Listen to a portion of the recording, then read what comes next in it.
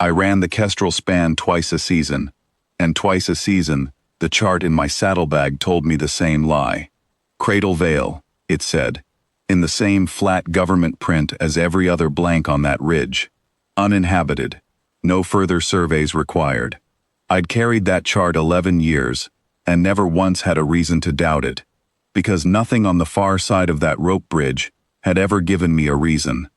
The vale sat quiet under its ring of black rock, grass moving in wind that never seemed to reach the bridge itself, and I crossed it the way a man crosses a room in his own house at night, without looking, because there was never anything there to see. There was something there that day. I smelled the char before I saw the shelter, a lean-to of hide and lashed timber burned down to its ribs on the valley floor. I tied off the mule and went down slow, the way you go down slow, toward anything that's already stopped burning. Bones in the ash weren't human. Too fine, too many joints in the hand, and my stomach did the thing it does when a job stops being a job. I called out, more out of habit than hope. Something in the rocks above the lean-to called back, one thin note, not a word.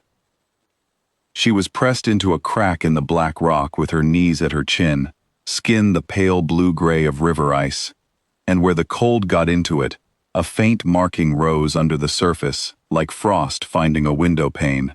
Her eyes were too large for a child's face by any measure I knew, and they didn't blink so much as they filmed and cleared, watching me the way a rabbit watches a hawk that hasn't decided yet. I put my hands where she could see them, and stayed still, and let her do the deciding. It took the better part of an hour. I've spent worse hours on worse things. I didn't know then what had taken her family, only that whatever burned that shelter hadn't done it with a spark and dry wood. There were furrows in the dirt at the tree line, three-toed and deep, the kind of print that belongs to something that doesn't need to hurry. I told myself it was old sign. I wanted it to be old sign. I had a bridge to recross before dark, and a chart that told me there was nothing in this valley worth the daylight I was spending on it, and for the first time in 11 years, I found myself hoping the chart was right about something. It wasn't. She wouldn't take food from my hand the first try, or the second.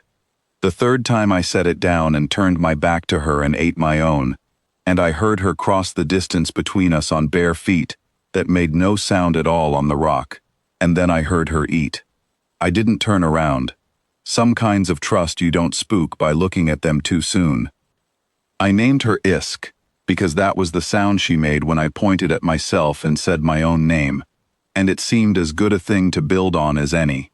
She didn't have words I could use yet, or maybe she had all the words in the world, and none of them fit in my mouth. It didn't matter much. She understood the flat of my hand held out, palm up, and she understood when I unrolled the second blanket without being asked, and those two things carried us further than talk would have. By the time the sun had climbed clear of the black rock, she'd worked her way close enough to sit against my leg, which I took for the closest thing to a verdict I was going to get. I showed her the mule, and she watched it the way she watched everything, filming, clearing, filing it somewhere behind those two large eyes, and when it lipped at her open palm for the grain I'd put there, something in her shoulders came down half an inch that hadn't come down since I'd found her. Small things. I've learned to trust small things more than big declarations, in this line of work and every other. She hummed once that morning, low and off in some register my ear wasn't built for, and stopped herself short like she'd been caught at something. I didn't press it.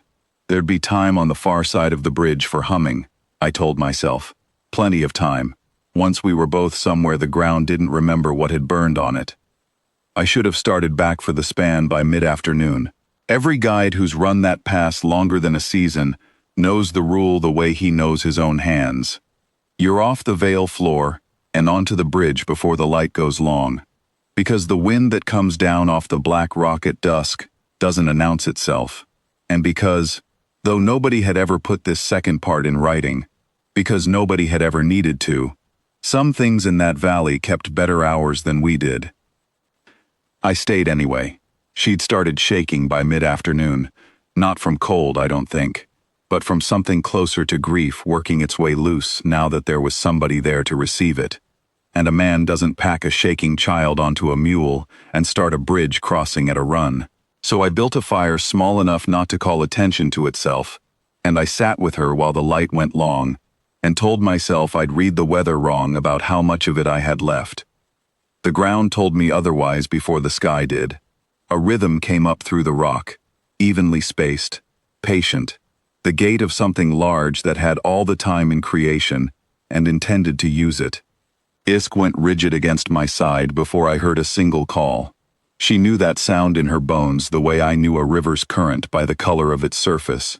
And what her body told me, plainer than any word could have, was, "They're early this year, and they're already inside the tree line." I've handled bear on this ridge, and worse than bear. What came out of the black rock timber that evening wasn't bear. It stood taller than the lean-to had, moved on two legs built for covering ground, and carried its head low and level, the way a hunting thing carries a head when it isn't guessing anymore. Two more shapes moved behind the first, spaced out, patient, the same unhurried patience the ground had already warned me about. Harrowbeaks. I'd heard the trappers' stories and filed them with the rest of the Vale's ghost talk. I stopped filing them right about then. There wasn't a version of that evening where I fought 3 of them and won, and there wasn't a version where I left the girl to buy myself the distance to the bridge, though I wanted on record that some cold arithmetic part of my head laid that option out plain, and I looked at it and set it down like a knife I had no intention of picking up. I got Isk onto my back, her arms locked hard enough around my neck to bruise, and I ran for the span with the fire guttering behind us, and 3 sets of unhurried footfalls closing the unhurried distance, a good deal faster than unhurried has any right to. The bridge was rope and plank, and 11 years of my own boots, and I knew every give in it the way I knew my own knees. I knew, too, that it wasn't built to take a run, especially not a run with 2 riders' worth of weight on one man's legs. It complained the whole way across, boards cracking loose behind me, one at a time, like something counting down, and I didn't look back to see how close the counting had gotten. I felt the whole span buck once, hard, when something heavy struck the near end of it. A warning shot, or an accident, I never learned which, and then I was over. Both boots on black rock that had never in 11 years felt so much like solid ground.